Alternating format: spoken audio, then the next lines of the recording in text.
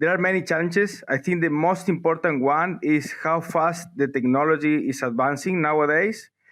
The way that research was conducted a couple decades ago was most easy to apply in the farms in a real scenario. For example, evaluating the inclusion of dry corn or whole corn.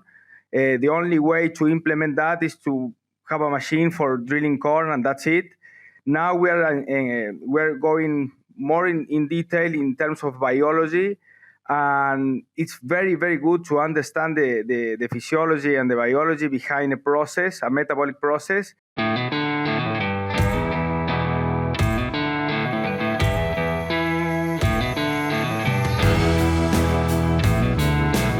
Welcome to the Beef Podcast Show, brought to you by Wisenetics. I'm Dr. AJ Torpoff, and we are dedicated to bring you the latest insights and discussions from the cattle industry. So get ready to expand your knowledge and have a great episode today. And we've got a fun one today. I'm really excited about this. I'd like to introduce Dr. Gastón Alfaro, and we're going to be talking about some of the challenges of knowledge transfer in the beef cattle industry. But before we get into that, I'd like to give a brief introduction of our host, of our guest today. And so Dr. Gastón Alfaro, he is a assistant professor at the National University of Córdoba in beef cattle production in Argentina. He teaches undergrad and graduate teaching in beef cattle production and ruminant nutrition. He's the manager of the Residual Feed Intake Experiment Station, which that has a lot of cool data to be able to gather. He's also the director of Ruminant Nutrition Graduate Career Emphasis, which is pretty cool. So his research focus is in nutrition, physiology, and behavior. On top of his university responsibilities, he's also a beef production consultant, providing ruminant nutrition consultancy to over 20 farms. Nutrition companies. He optimizes feed formulations, dietary strategies to ultimately improve livestock health and productivity. Wealth of knowledge. It's great to have you on. Welcome. No, thank you so much, Doctor, for the invitation. It's a pleasure for me to be here. And I will be glad to speak a little bit about what we both work on and how can we transfer that knowledge to other people. No, that's great. So I guess before we dive into to our topic at hand, tell us a little bit, I gave you a brief introduction, but tell us a little bit about what you do, a little bit more in depth, how you got to where you are. Thank you. I am from Argentina. I was born here in Córdoba, the second largest city in the country. And after I graduated from agriculture engineer here in Argentina, I had the opportunity to move to the University of Florida to do an internship there. And after a couple months working there, I started my master's in Auburn University. And after that, I continue my career with pursuing a PhD, also in Auburn University, working a lot with cow-calf production and fetal programming and fescue toxicity. And after that, I had the opportunity to work with cow-calf backgrounding, and then I wanted to continue to learn more of the beef production system, and I moved to Nebraska for a couple months for pursuing a postdoc, working in feedlot. And after that, I came back to the same place where I was born and raised and where I studied my undergrad, so I could become a professor at the National University of Córdoba. So to be honest, enjoying a lot being back, and I think that the most valuable thing was to have the opportunity to go to the States and study there and work there and to open my mind to other beef production systems, which is great, and also the cultural interchange that you have when you go there, right?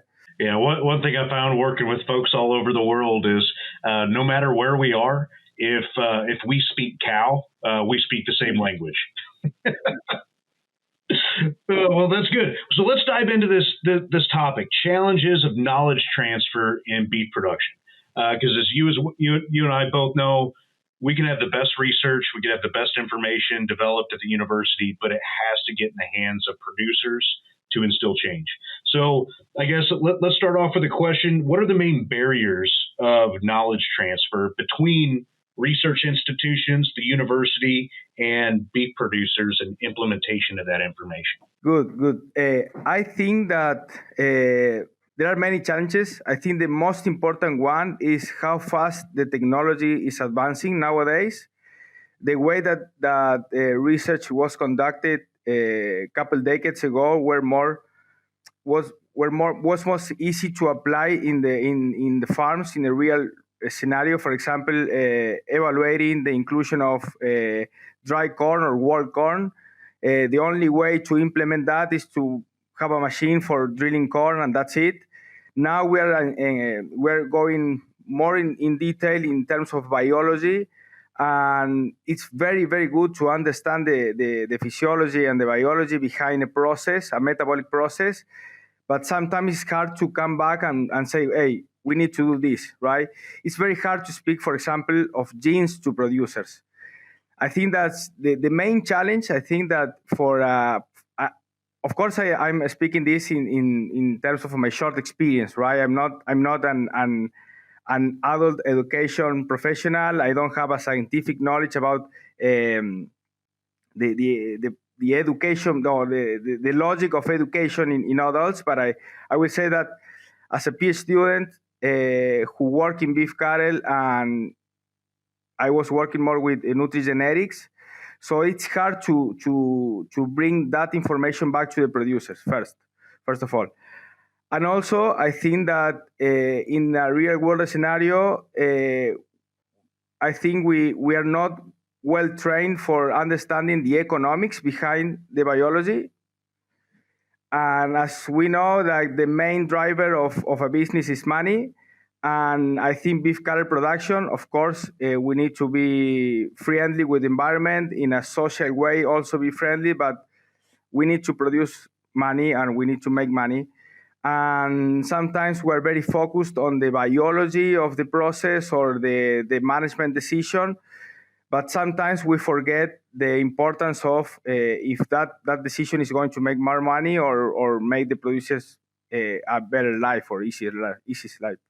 Yeah, that's a great point. It's the basic science, the understanding, that's great, but then it's almost our job at the university to be able to take that basic information, put it in an applied sense, but then have the understanding if we're going to communicate with a producer, what is it practical? Is it possible to be able to implement some of these changes? You mentioned, corn processing. Sure, you need, a tool or a piece of equipment.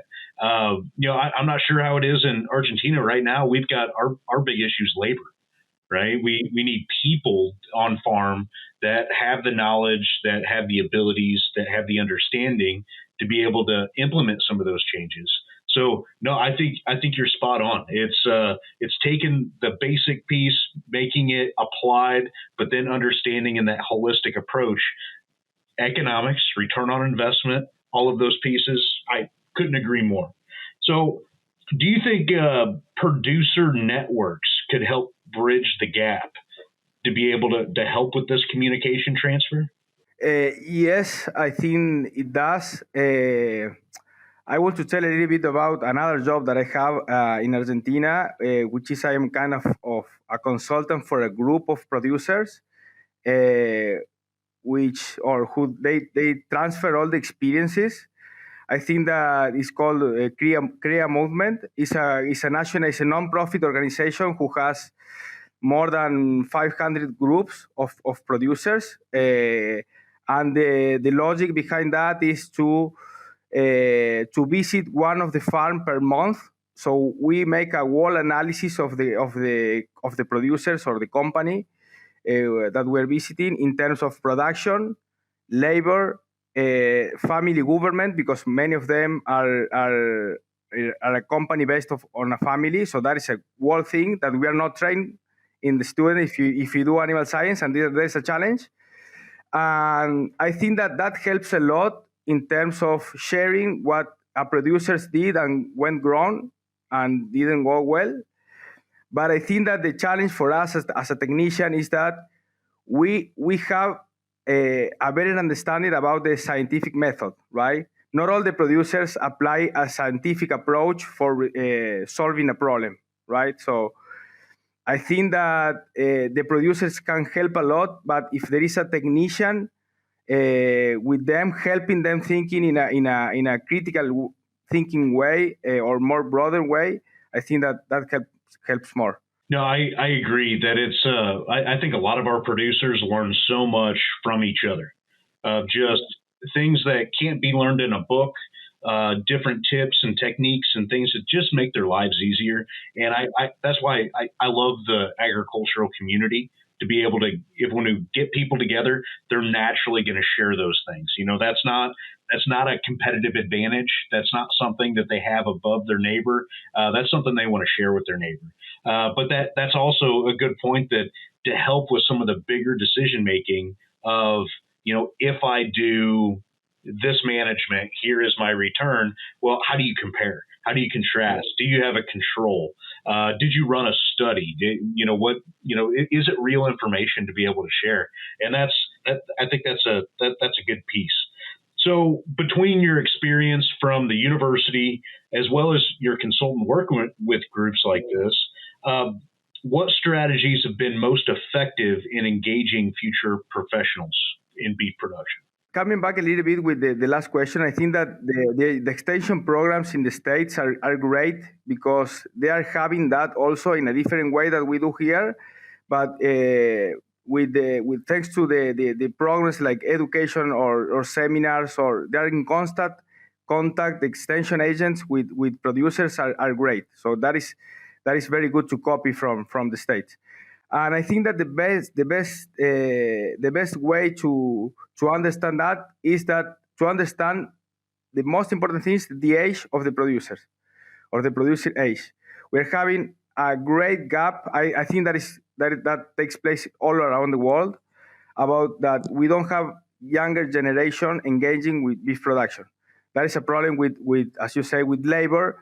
And if you think we have, of course, much better technology than 100 years ago, right? We have internet, we have water, we have houses with furniture, we have everything for having a good living. But I think that is the main challenge, and I think that we have to be aware of that, because we need to engage the new generation. The cows are not going to raise alone; they need people, and of course they are not. Of course, I hope we don't have a robot that replaces us, but I think that they need people for keeping the beef production on. So I think that when we understand the age of the producer, we need to modulate the message to the age of the person who receives it. For example, if I have a producer and I need to translate an information from a producer's, I need to understand the ways that he understands the message. I will not show, for example, an Instagram reel, a 15-second Instagram reel to a 70 years old producer, right? Probably I need a coffee. I need to sit with him, I don't know, a couple minutes in a gas station, talking about the farm, and that's the way that he understands, or I understand, because I think that it's important to make this point clear. The knowledge transfer is not from the technician to the producer. Actually, especially for the younger, as I think that I'm young, I'm 33 years old, but there was an educator from Brazil called Paulo Freire. He's a very interesting guy who wrote a lot about education, and he says that the knowledge is constructed; it's not transferred, right? From me, who I know the fact or the argument, and I want to give you my argument to you or my reasons to you. We both construct the knowledge. And for example, if I saw something in Alabama or in Nebraska or in Córdoba, and I go to Buenos Aires or Brazil, or there's another reality there, and I need to adjust that reality to the theory or the basic knowledge that I have. So there are ways to construct that knowledge. Probably it's different for a person which is 70 years old versus a teenager of 15 years old, right? So the main challenge is to adapt the message to the age of the person who receives it. No, I think tailoring our messaging and how we discuss things we have to know our audience, right?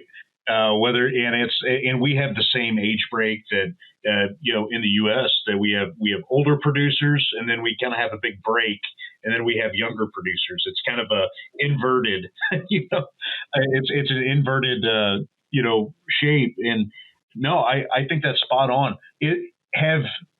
Have you seen the how young people learn today? I know we have a lot of conversations about this, but the way that they learn today has changed so quickly over just the last 5-6 years, faster than the previous 2 decades.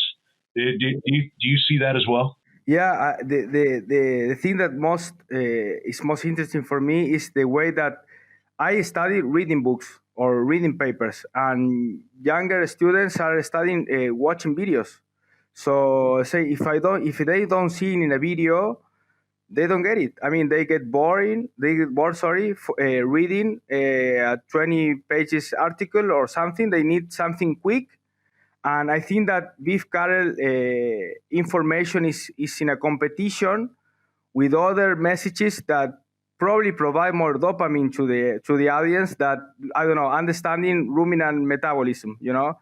Like I think that is the challenge as a professor who teaches to 20 years students, that we are comparing or there is a competition between what we want to teach versus what they are able to do in their free time, if you wish, or the time that they are outside the school. They will have video games that is much more stimulating than I don't know, understanding bone metabolism in cows, right?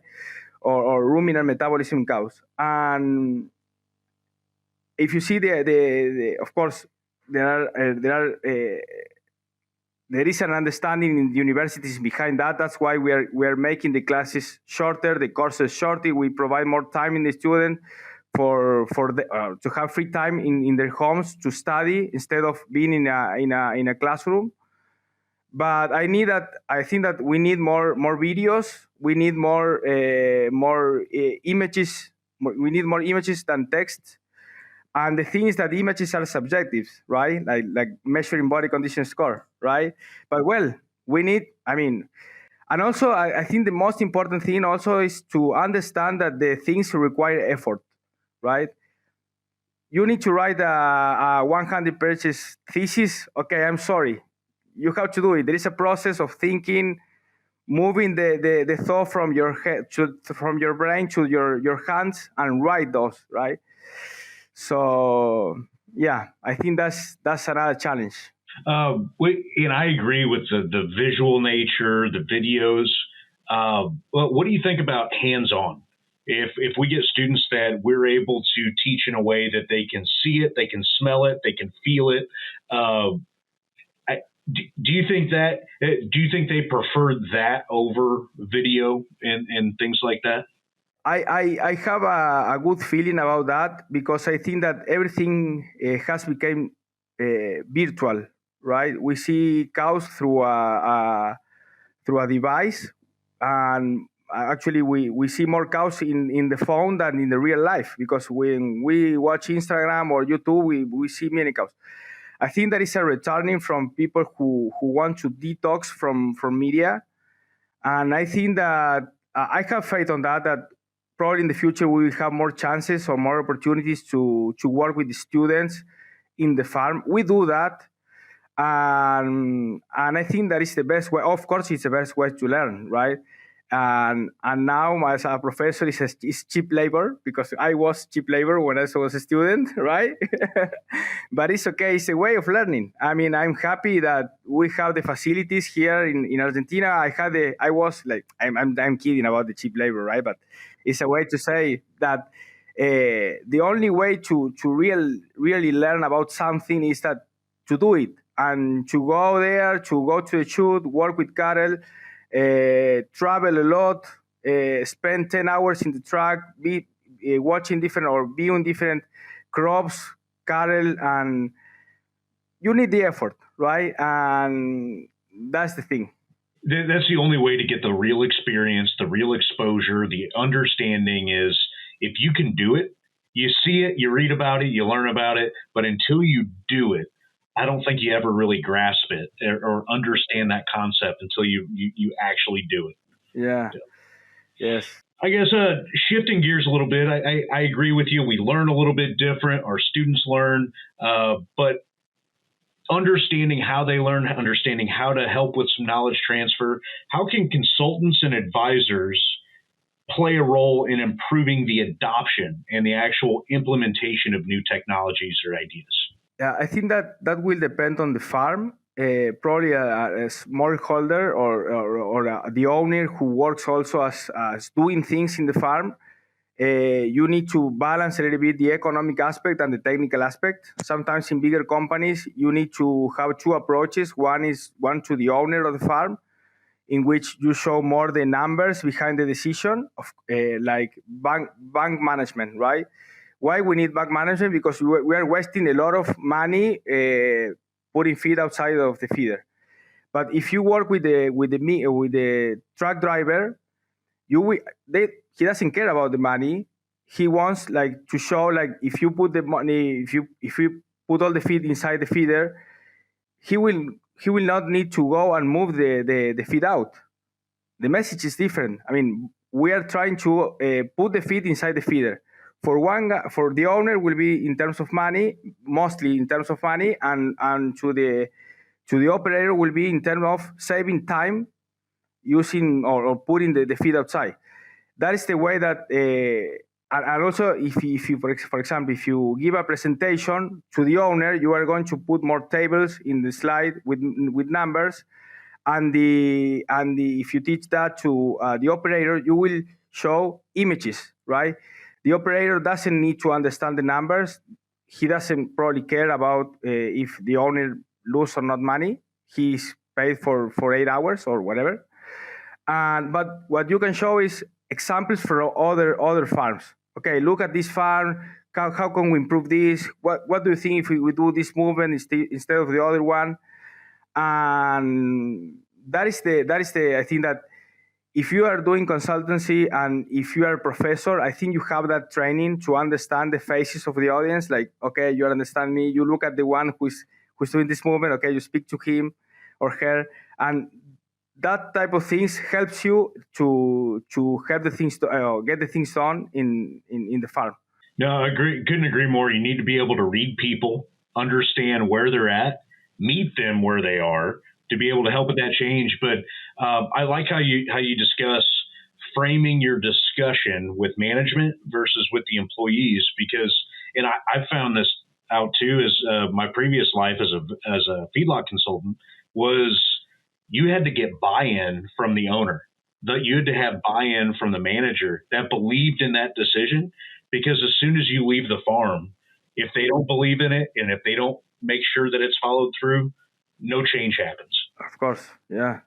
Yes. Yeah. No, that's great, because that the knowledge transfer, the discussions, how to explain the information is one thing, but I think the buy-in to really change the culture and change how an operation is run, that takes buy-in from top to bottom. Everybody has to be on board.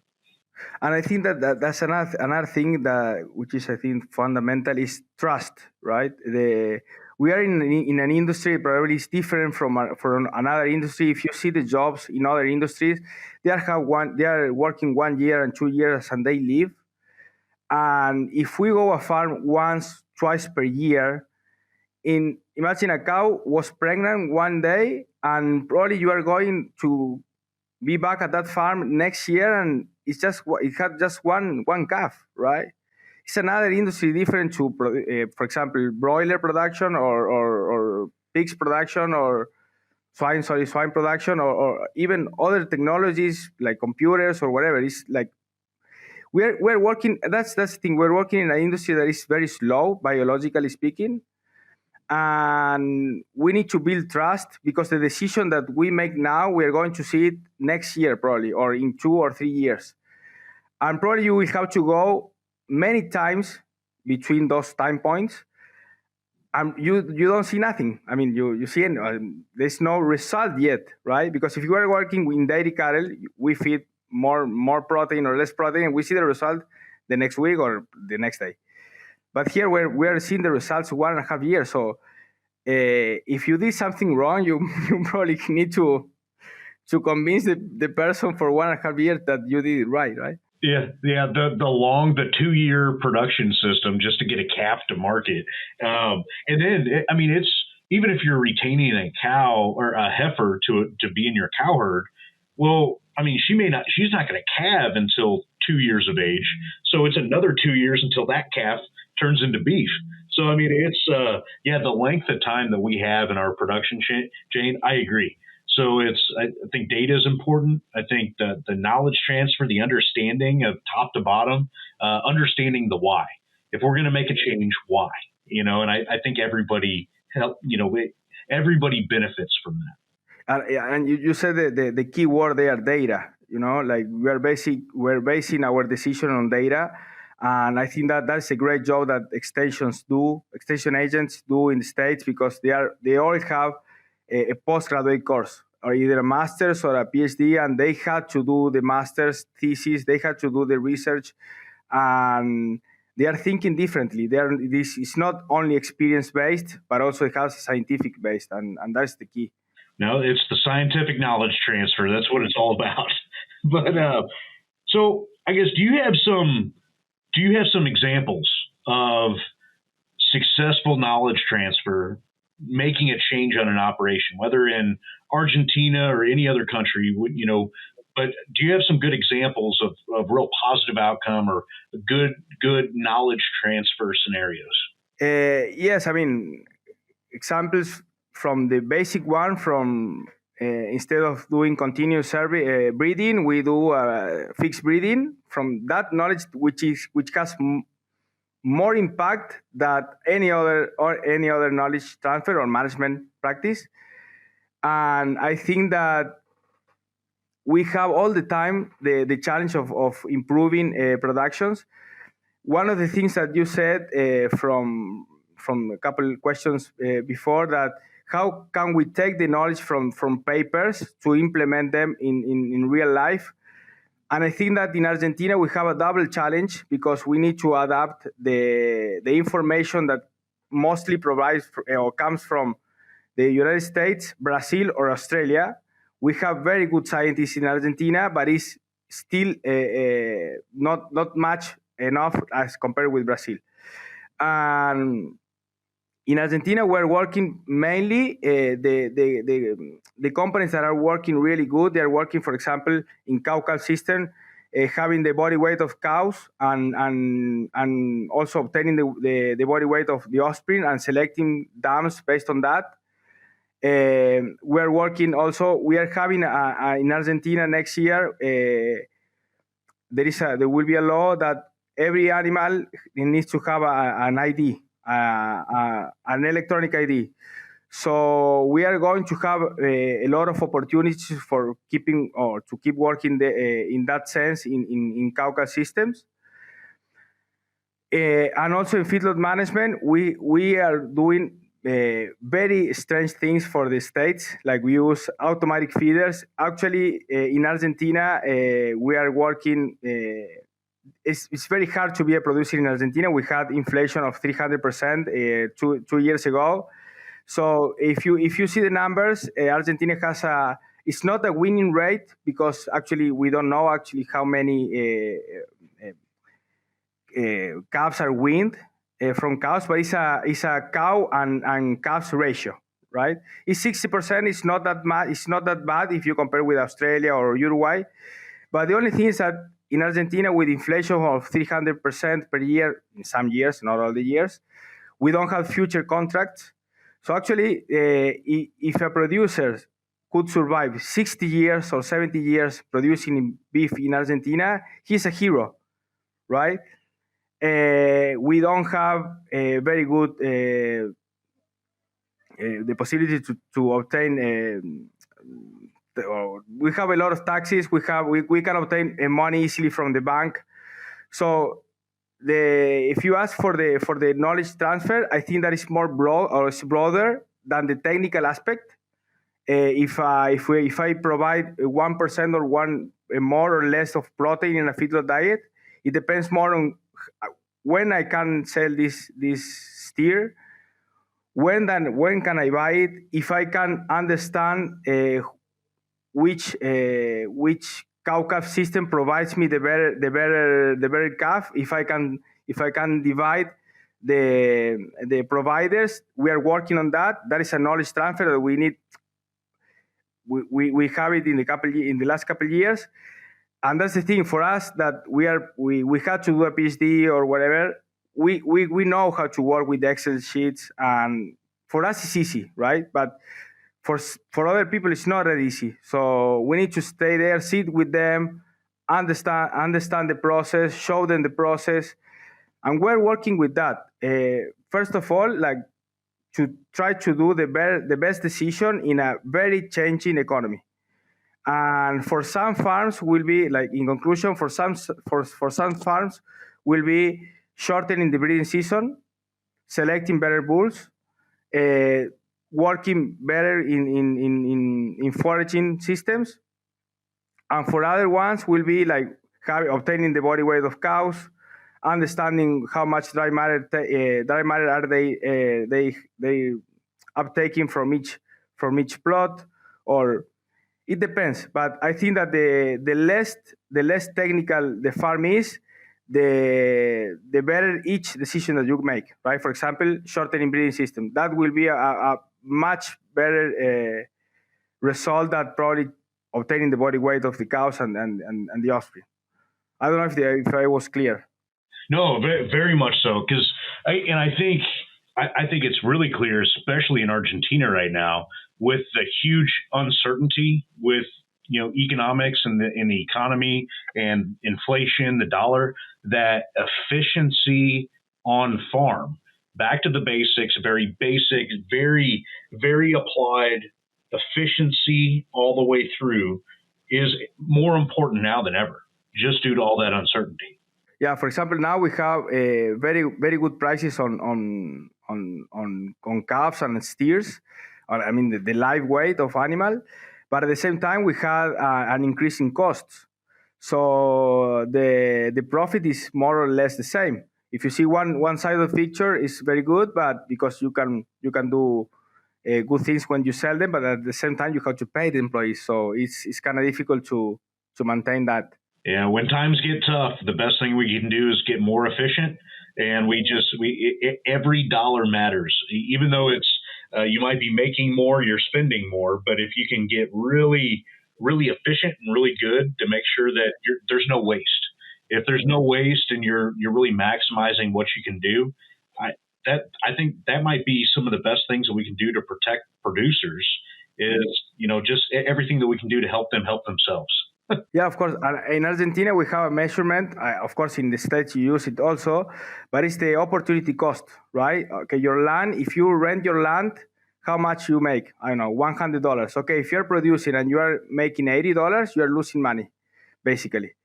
And that is tough to understand and to digest for a technician, of course, for an owner or for producers. But if we do that exercise, we understand better that every dollar matters and every decision matters, and we are giving a capital to our children that needs to be more, because if you have two children, you have to produce twice that you received, right? So every dollar matters. Every dollar matters, and I think that's everywhere. And right now, I mean, the worldwide cattle market, I mean, things are tight. It's there's money to be made, but things are tight, and I think it helps everybody be more efficient all the steps of the way. But it takes some of the knowledge transfer and understanding of how. It's tough to make change. Anybody, it's difficult to change what you're doing, but if it's done for the right reasons, for efficiency, for with purpose, with guidance from consultants, academics, I mean, I guess that's how the world goes around. Yeah, that's true. Well, is there anything else you want to add to the discussion with knowledge transfer? I think that is a global challenge, and I think that we usually try to or we think that the problems that we have in our country is the same, or it's only for our country. And as we speak, it's a global problem. Like labor is a global problem. People don't want to live in the farm, and generation is changing so fast, or the way that new generation learns are changing so fast. So the best thing that we can do is to adapt and try to be aware of. And I think that now more than ever, we need to work with people who work with education. And I know that many universities also in the States, they provide adult education courses, and they understand the mechanism of educating. But I think that nowadays we need more than ever to think about the way that we transfer information. 100 years ago, the professor was the source of knowledge, right? Because or the library was the source of knowledge. We have all the knowledge now here in the phone. Yeah, right here. And everybody has it, and that is a good thing because it challenges you, because you can speak to someone who has a knowledge of that, at least a basic knowledge, and the discussion can get better. But at the same time, we need to get better, get more informed. I mean, ChatGPT can give you some answers, but you have to form your own critical thinking, right? Because I think that ChatGPT is studying from the slides, right? When you see, like, you study from the slide, like 3-4 bullet points, and you think you know it, and you go to a farm or somewhere, or speak to somebody with the things that you read or the students read from ChatGPT, that doesn't provide real knowledge. I think that the knowledge comes also from the effort of the person who wants to know, of reading a lot, of if you are driving, listen to a podcast. I don't know if somebody will listen to this podcast, but if you wish, like, you can read it, listen to podcasts and things like that helps you to get more knowledge. But I think that's a challenge for all educators, anybody working in agriculture, and it doesn't matter if you're in academia or extension or a consultant, or you're a manager at a feedlot. Maybe you've got a couple of employees. All of us are charged with educating. So I guess, and knowing that there's unlimited information that can be found in your phone, it's still up to each educator to be able to weed through all that mess to give the real information, the practical applied information. It's almost, we've changed our teaching to not here is the information, it's here is the information, but here's all these pieces and how it applies to this question. And as we said before, like, the student or the person who receives the information needs to construct the information within her brain and understand, and in that the student will make her own or his own understanding of the information that we are providing. So we need to be aware of that, because the message I say to you probably is going to receive to another person differently, because they are coming back from two different backgrounds. So as you said before, we need to know the audience. We need to know the audience and teach them to learn. Not just provide facts, but teach them to gather and put that information together. If we can teach them to do that, they'll be a lifelong learner. One of the only things that I say to my student is put in doubt everything you listen, even the thing that I say, right? Like, create your own critical thinking, analyze everything, retain the good, and the body weight of a cow is anecdotal. Probably the cow will change in 50 years as it changes before, but they have to think by themselves. So that's if there is one message that I can give now in this podcast is analyze everything, retain the good, right? I couldn't agree more. Analyze, think, and make good decisions. Yeah. It's time for our famous 3. Give your cattle platinum protection with Virvac's new Bovigen Platinum vaccines. These 4 vaccines deliver quality protection against respiratory and reproductive diseases in the vaccine combinations you need to protect cattle at every life stage. Bovigen Platinum vaccines are comprehensive and safe. have consistent supply made in the United States, and are backed by a 6-month guarantee in the Bovagen Platinum Protection Program. Start your platinum protection at us.virbac.com/platinum protection or contact your Virbac representative. Well, with that, I think that kind of wraps up our discussion, but I can't let you go yet. As a part of the Beef Podcast Show, we always ask our guests 3 questions at the end to really help, because this is an education platform. We're trying to help guide professionals. And I do want to ask the first question: what is your go-to cattle-related resource? So we talked about, the phones. There's information everywhere. Where do you go to get information? Yeah, that's a great question. I think that there are many sources of information. There are many that are good. So if there are many that are good, there are others that are bad or they are not as good, right? I think the best way to really learn something is to spend time reading articles and reading good books about the topic. And I think that the best way, like for example, reading an article or reading a book, is get bored reading. And don't skip parts, right? Like as we said before, if we ask ChatGPT or on an AI, it will provide the answer that we want, right? And I think that when you read a paper, you read things that you didn't intended to read, right? It's like when you go to the supermarket. You go to the supermarket to look for a couple of soda, and you will go and see some T-shirts. You will see some shoes, and that will be in your mind for the next time. So I think that when we read a paper, we need to go to the introduction, go to the materials and method, and go to the discussion, because probably you will read something that you will need in the future. So, question number 2. Let's go with, what is your favorite information? What are you reading right now outside of agriculture, outside the cattle industry? What are you reading or listening to? I cannot say another thing than the Bible, right? Like, I think the Bible is the best book ever written, and I think that everybody should read it at least once per day. But beyond that, I think that I'm an engineer, and we don't have a lot of knowledge about the social stuff, like sociology, philosophy, and I make an effort in reading those type of books in order to broaden my mind and understand that not everything is a number, not everything is an equation. People are different. People are not an equation.